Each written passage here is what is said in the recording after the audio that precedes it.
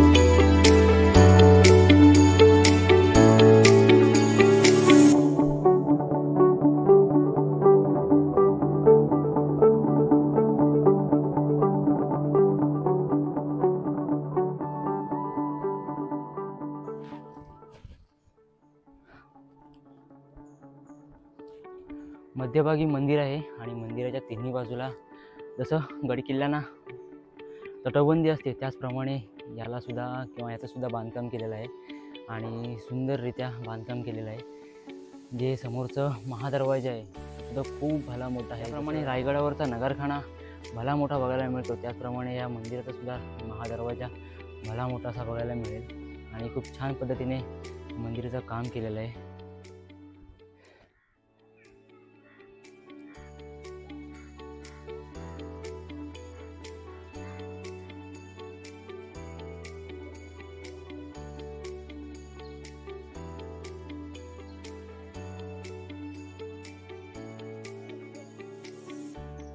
जसं एखाद्या किल्ल्याला बुरुज असतात त्याचप्रमाणे या मंदिराला सुद्धा चारही बाजूला 4 जे कोपरे आहेत त्या कोपऱ्यांवरती बुरुजाप्रमाणे हुबेहूब अशा भिंती बांधलेल्या आहेत आणि त्या बघायला सुद्धा खूप छान वाटत आहेत। आणि आता मी त्याच ठिकाणी आहे।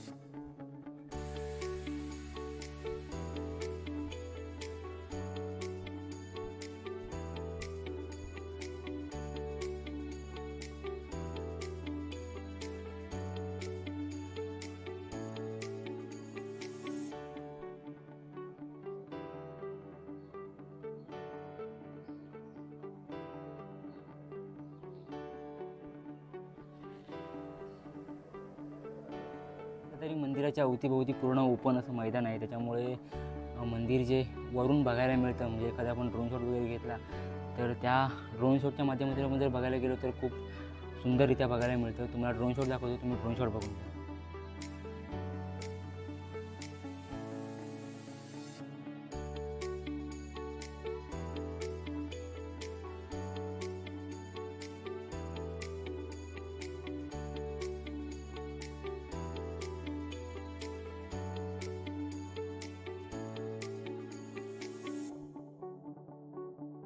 मित्रांनो, मंदिरापासून आपण आतमध्ये आलो की मंदिराच्या दोन्ही बाजूला डाव्या आणि उजव्या बाजूला दोन्ही बाजूला आपल्याला वरती म्हणजे जी तटबंदी दाखवण्यात आलेली आहे त्या तटबंदीवरती जाण्यासाठी रस्ते दिलेले आहेत। तो सुद्धा एक त्याच बाजूला एक रस्ता आहे आणि ह्या बाजूला एक रस्ता आहे आणि त्याच्यासमोरच आपल्याला मंदिर बघायला मिळेल। जय शिवराय। मी तमाम शिवभक्तांना विनंती करतोय का छत्रपती शिवाजी महाराज मंदिर मराठीपाडा शक्तीपीठ या ठिकाणी महाराष्ट्राचे मुख्यमंत्री देवेंद्र फडणवीस व उपमुख्यमंत्री एकनाथराव शिंदे यांच्या नेतृत्वाखाली या मंदिराचं लोकार्पण सोहळा झाला। या मंदिराची संकल्पना आमचे मार्गदर्शक डॉक्टर राजीव चौधरी यांच्या मार्गदर्शनाखाली झाली। त्यांच्या मनात एक विचार होता का महाराजांचं एक मंदिर असावं आणि ते त्यांनी प्रत्यक्ष साकार केलेलं आहे। कारण महाराष्ट्रातील तमाम शिवभक्तांची एक इच्छा होती की महाराजांचं मंदिर कुठेतरी असावं आणि ते प्रत्यक्ष राजीव चौधरी यांनी साकार करून दाखवलेलं आहे। कारण छत्रपती शिवाजी महाराज हे फक्त जयंतीपुरती नसावे तर प्रत्येक शिवभक्तांच्या मनात किंवा मंदिरात असावी त्यांची इच्छा पूर्ण झालेली आहे। या मंदिराचा जो भूमिपूजन होता 2018 रोजी चालू केला आणि या मंदिराचं काम पूर्ण होता पूर्ण 7 वर्ष लागले आणि तो पूर्ण अवघ्या महाराष्ट्राला हवा असलेला छत्रपती शिवाजी महाराजांचं मंदिर इथे साकारण्यात आलेलं आहे। या मंदिराचं बांधकाम चालू असताना राजीवूंच्या कुटुंबावर अनेक प्रसंग आले, पण त्या प्रसंगाला कुठे ते डगमगलेले नाही आणि पूर्ण महाराष्ट्रभर त्यांच्या नावाची चर्चा आहे। आणि या मंदिराचे वैशिष्ट्य असे आहे की हे नुसतं मंदिर नसून इथे एक शक्तीपीठ आहे। येणारा जो शिवभक्त आहे किंवा येणारा नवा युवक आहे तो इथून जाताना काहीतरी शिवाजी महाराजांचं शिक्षण घेतल्याशिवाय बाहेर पडणारच नाही।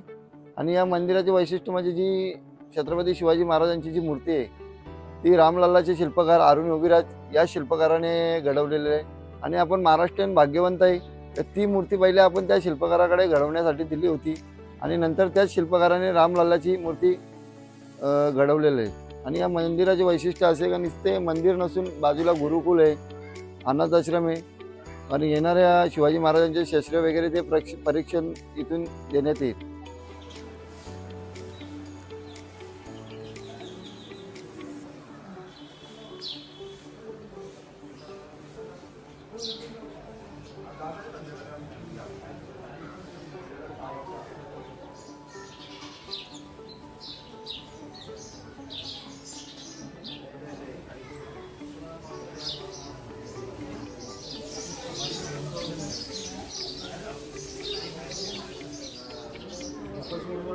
बरोबर